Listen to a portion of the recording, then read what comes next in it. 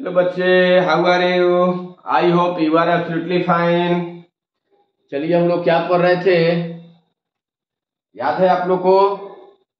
Static friction, types of friction में हम लोग दो फ्रिक्शन याद होगा आप लोग को, स्टैटिक फ्रिक्शन, काइनेटिक फ्रिक्शन। ठीक है, क्या पढ़ रहे थे बोलो? Static friction, kinetic friction. तो इस पर हम लोग डिस्कस किया जाए। स्टैटिक फ्रिक्शन पर, स्टैटिक फ्रिक्शन,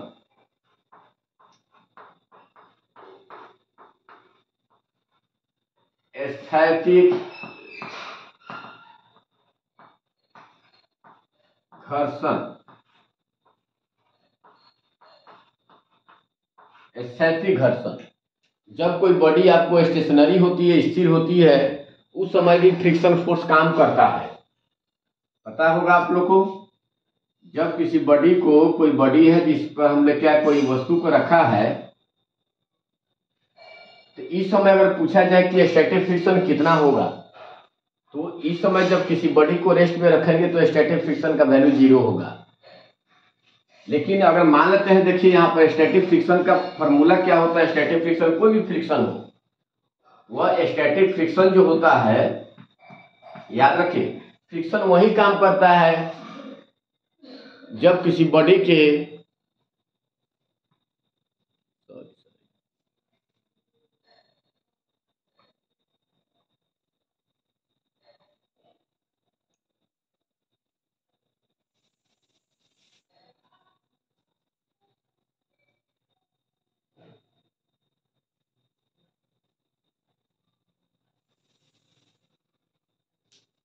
चलिए अब ठीक हो गया। हाँ, क्या कर रहे थे? फ्रिक्शन वही काम करता है जहां पर फ्रिक्शन वही काम करेगा जहां पर अपोजिंग हो। यह हमेशा फ्रिक्शन रिलेटिव मोशन का अपोज करता है। फ्रिक्शन हमेशा अपोजिंग मोशन का, यह जो मोशन होती है उसके रिलेटिव मोशन का अपोज करता है। यह जहां फ्रिक्शन इस तरह से रेस्ट में रहे तो कभी भी वहां पर फ्रिक्शन नहीं काम करेगा। यह कोई बॉडी पर आपने जैसे 2 न्यूटन फोर्स लगाया, यह बॉडी आपको आगे की ओर मूव नहीं किया। क्यों नहीं मूव किया? क्योंकि सरफेस इसको अपोज कर रहा है, इसीलिए बॉडी आप, अगर इसी को स्मूथ सरफेस पर रख दिया जाए, चिकना छिलने वाला जगह पर थोड़ा सा ही फोर्स लगाएंगे तो यह बॉडी चलने लगेगा, मोशन करने लगेगा। या यहाँ पर अगर रफ रहेगा तो आपने जो फोर्स लगाया उसका अपोज किया। यह कहीं भी स्टैटिक फ्रिक्शन या कोई भी फ्रिक्शन हो, चलने का हमेशा अपोज करता है। स्टैटिक फ्रिक्शन या कोई भी फ्रिक्शन हो, स्टैटिक फ्रिक्शन को जनरली एफ से लिखते हैं। एस मतलब स्टैटिक फ्रिक्शन। प्रोपोर्शनल टू क्या होता है? Normal force. कोई भी फ्रिक्शन हो नॉर्मल फोर्स के प्रोपोर्शनल होता है। याद होगा, नॉर्मल फोर्स पढ़ाया है, नॉर्मल फोर्स बराबर mg। यानी स्टैटिक फ्रिक्शन जो होगा, फिर यहाँ पर एक कोफिशिएंट होगा जो सरफेस के नेचर पर डिपेंड करेगा। जितना ही रफ होगा वहां फ्रिक्शन ज्यादा काम करेगा, स्मूथ होगा वहां फ्रिक्शन कम करेगा। यानी यहाँ पर म्यू एस इंटू एन होता है। स्टैटिक फ्रिक्शन का सबसे मैक्सिमम वैल्यू यही होता है। तो स्टैटिक फ्रिक्शन जो होगा, वह स्टैटिक फ्रिक्शन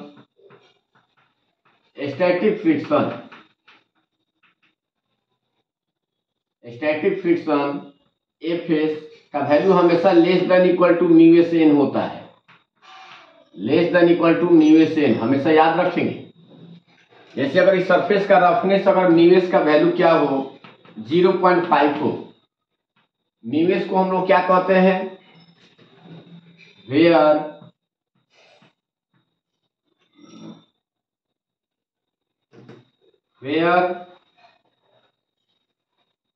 म्यू एस को हम लोग क्या कहते हैं? Coefficient of static friction. Coefficient of static friction. Coefficient of static friction mu S को कहा जाता है, जो सरफेस के नेचर पर डिपेंड करता है। और एन मतलब नॉर्मल फोर्स। एन का मतलब क्या हुआ? Normal force. अगर यहाँ रफनेस कितना 0.5 हो, अगर यह क्या 10 kg का कोई बॉडी है, तो स्टैटिक फ्रिक्शन का वैल्यू मेरा कितना होगा? बोलिए।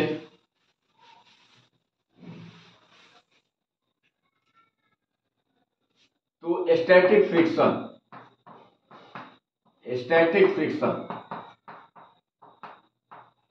एफ एस बराबर mu s into n. Mu s मेरा कितना है 0.5, एन बराबर होता है एम जी। तो 0.5, एम कितना है 10 और जी का वैल्यू 10, कितना हो जाएगा बोलिए 50 न्यूटन। यानी यह बता रहा है सरफेस हमको कितना तक अपोज करेगा, 50 न्यूटन तक अपोज करेगा। आप 2 न्यूटन फोर्स लगाए हैं तो क्या यह विरोधी बल रोकने वाला बल 50 न्यूटन है, आपने लगाया 2 न्यूटन, तो क्या चलेगा? नहीं चलेगा। तो कितना का अपोज कर रहा है? 2 न्यूटन का, 50 न्यूटन का अपोज नहीं कर रहा है, 2 न्यूटन। यानी स्टैटिक फ्रिक्शन का वैल्यू आपका 2 न्यूटन। फोर्स नहीं लगाए तो स्टैटिक फ्रिक्शन का वैल्यू 0 हो जाएगा। 4 न्यूटन लगाएंगे तो स्टैटिक फ्रिक्शन का वैल्यू 4 न्यूटन होगा। यानी कहां तक स्टैटिक फ्रिक्शन बोलना पड़ेगा? 50 न्यूटन तक। यही 50 न्यूटन से ज्यादा फोर्स आप लगाएंगे तो वो बॉडी चलने लगेगा, तो उस समय काइनेटिक फ्रिक्शन की बात हम लोग करते हैं। उसके बाद से हम लोग क्या करते हैं बोलो? काइनेटिक फ्रिक्शन की बात करते हैं। याद रखेंगे स्टैटिक फ्रिक्शन यह इसका अपोज कर रहा है। एक चीज और याद रखिए, स्टैटिक फ्रिक्शन के कारण ही हम किसी बॉडी पर क्या किसी सरफेस पर चलते भी हैं। स्टैटिक फ्रिक्शन दोनों काम करता है, मोशन आपको देता भी है और मोशन का अपोज भी करता है, दोनों काम करता है। कौन? Static friction. अगर आपसे कोई कहे if a body of mass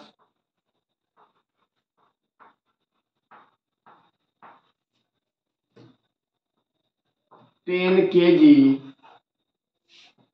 is placed on the rough surface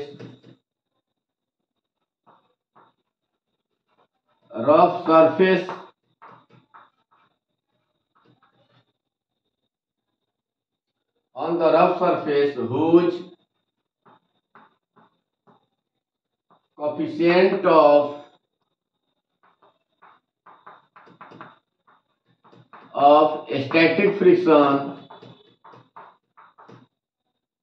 static friction is 0.7. Now 10 Newton force is applied on the body. Find the value of static friction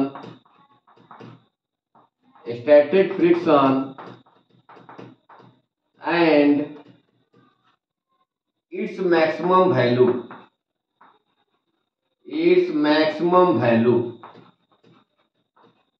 कैसे निकालेंगे बोलिए? जी का वैल्यू क्या लेना है? 10। जी इक्वल टू 10 मीटर पर second square. बोलिए कितना है? मास 10 kg का है, आपने उसका कोएफिशिएंट ऑफ फ्रिक्शन कितना है? 0.7। आपने 10 न्यूटन फोर्स लगाया है, तो कह रहा है कि स्टैटिक फ्रिक्शन का वैल्यू बताइए। मास कितना है?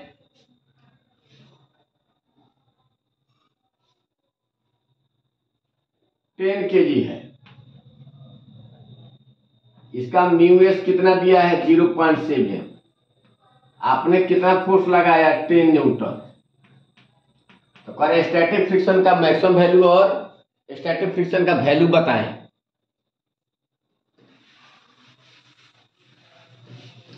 बताएंगे स्टैटिक फ्रिक्शन कितना आपका होगा सॉल्यूशन में?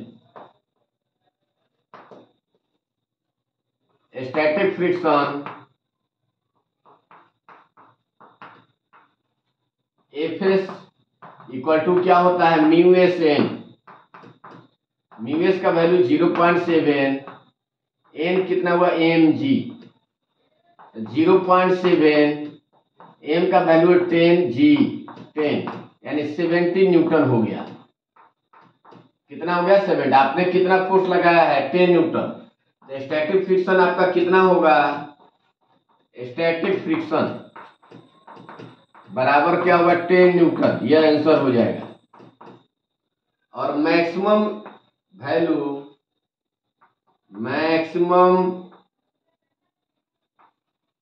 वैल्यू ऑफ स्टैटिक फ्रिक्शन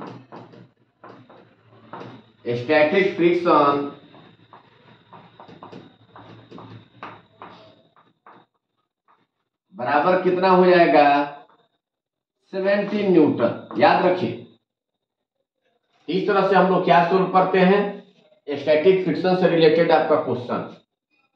ठीक है, ये क्वेश्चन आप लोग को देते हैं, बनाएंगे आप लोग। यह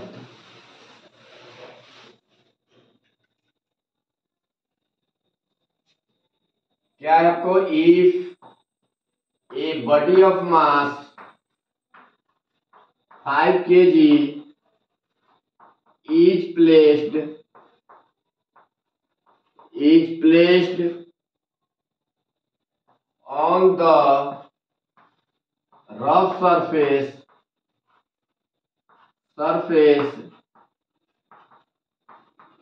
whose coefficient of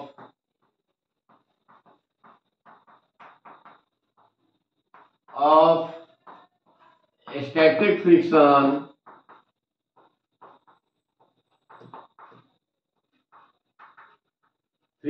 is 0.8.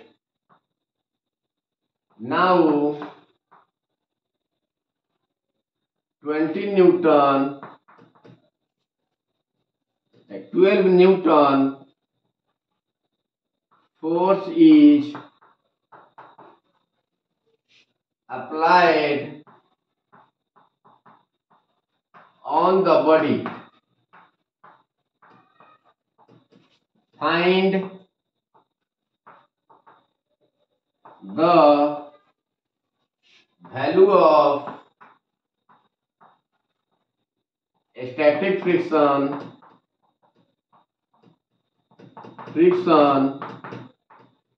and its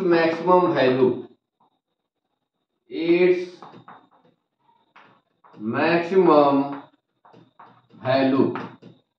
ठीक है, G इक्वल टू क्या लेना है आपको 10 मीटर पर सेकेंड स्क्वायर बनाकर सेंड करना है। ठीक है, चलिए आगे देखा जाए।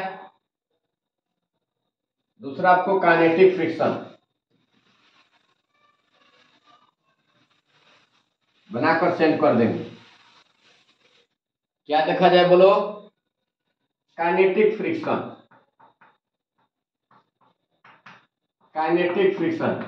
यह जब बॉडी मोशन में रहता है उस समय यह अपोज करे। जब friction force which opposes the relative motion of a body, जब मोशन में रहे तो अपोज करे तो उस समय के फ्रिक्शन को क्या कहेंगे काइनेटिक फ्रिक्शन। जब वस्तु अपेक्षित गति करती है तो उस समय जो घर्षण बल कार्य करता है उसे गतिज घर्षण कहते हैं।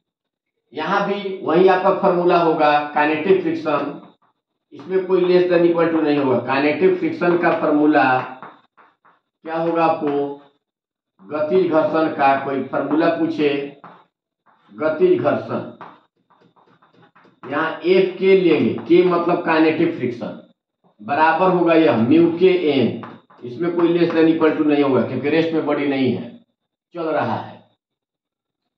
म्यू के को हम लोग क्या कहेंगे, म्यू के को कोफिशिएंट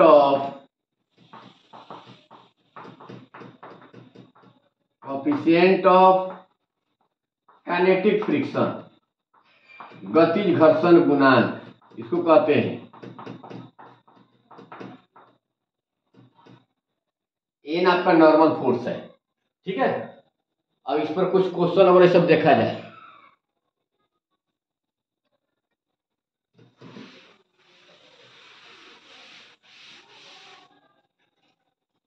देखिए,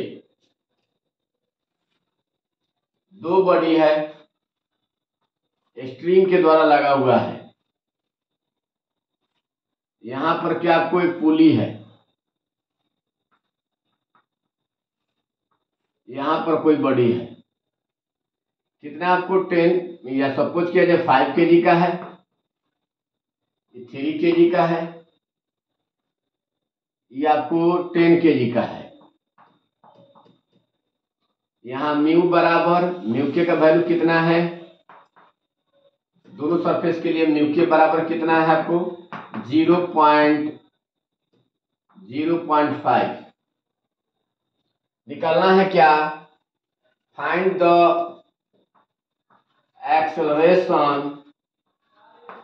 एक्सेलरेशन ऑफ द सिस्टम, कितना से एक्सेलरेट करेगा, कितना से चलेगा, एंड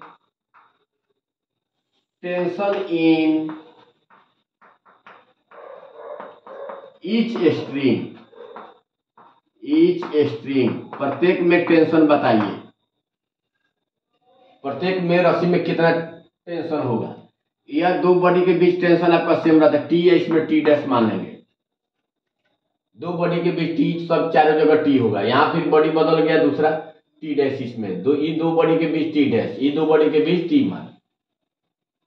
अब आपको निकालना है, किसके लिए कंसीडर करेंगे, for body of mass 10 kg, 10 kg के लिए पहले कंसीडर करें। 10 kg बोलो, इसका वेट किधर काम करेगा 10g, यहाँ तो हवा में लटका हुआ है, यहाँ पर कोई फ्रिक्शन नहीं है, ऊपर क्या रस्सी है, टेंशन होगा। यह बॉडी नीचे की ओर स्लिप करेगा क्योंकि पूरा सिस्टम नीचे गिरेगा, वही पूछ रहा है। तो क्या करेंगे 10g minus T equal to 10a, ये आपका फर्स्ट इक्वेशन हो जाएगा। ठीक है, फिर किसके लिए कंसीडर करेंगे 5 kg के लिए, किसके लिए बोलिए 5 kg के लिए।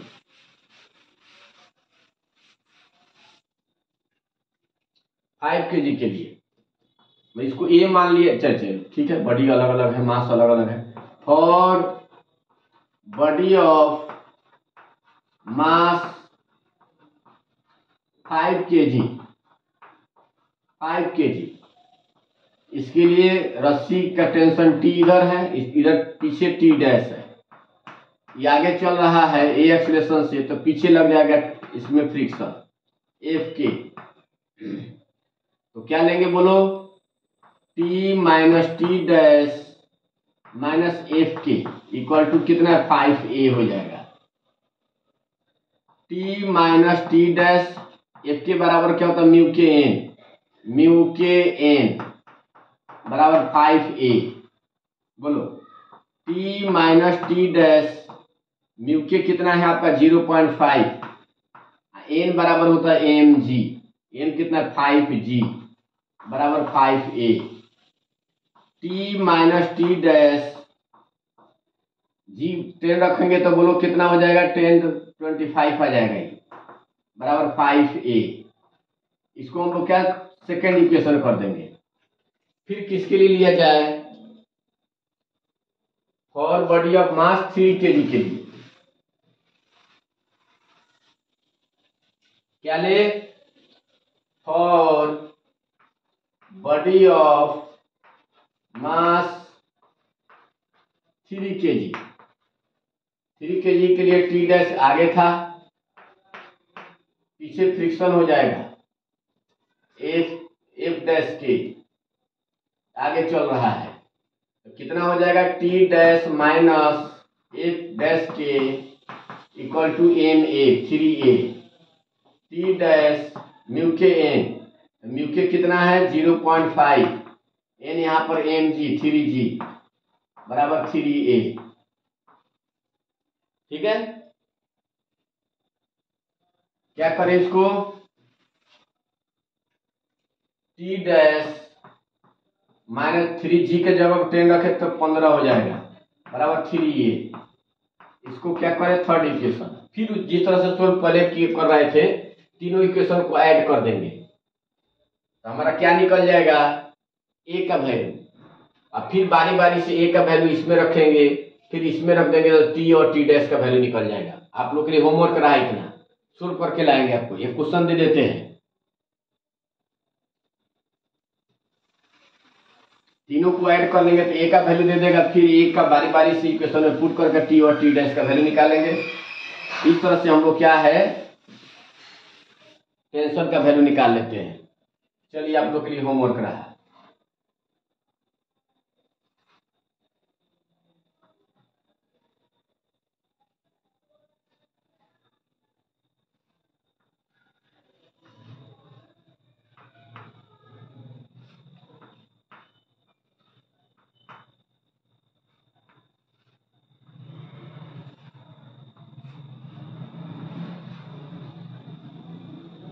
एक और लटका देते हैं, 5 kg, 10 kg, 3 kg, 2 kg। यहाँ म्यू के का वैल्यू कितना है 0.6। Find the acceleration of the system and tension in each string G = 10 ले लेना है। प्रत्येक में क्या निकालना है बोलो, एक्सेलरेशन कितना से एक्सेलरेट करेगा। और क्या आपको प्रत्येक रस्सी में इसमें जैसे T dash, T double dash, T1, T2, T3 मान लीजिएगा, T1, T2, T3 मानकर आपने सोल्व करेंगे इक्वेशन बनाकर, और हमको क्या व्हाट्सएप पर आपको सेंड कर देंगे। देखते हैं किसका सही हो रहा है। ठीक है, चलिए इतना ही तक रहने देते हैं। कल हम लोग इंक्लाइन प्लेन पर क्या आपको पढ़ेंगे, किस तरह से कोई बॉडी मूव करता है। कुछ एससी वर्मा का भी क्वेश्चन हम लोग आप लोग क्या सोल्व कराएंगे और उससे आप लोग को होमवर्क देंगे। देखते हैं कितना आप लोग कर पाते हैं। चलिए आज का क्लास इतना ही तक रहने देते हैं। तब तक के लिए जय हिंद, जय भारत।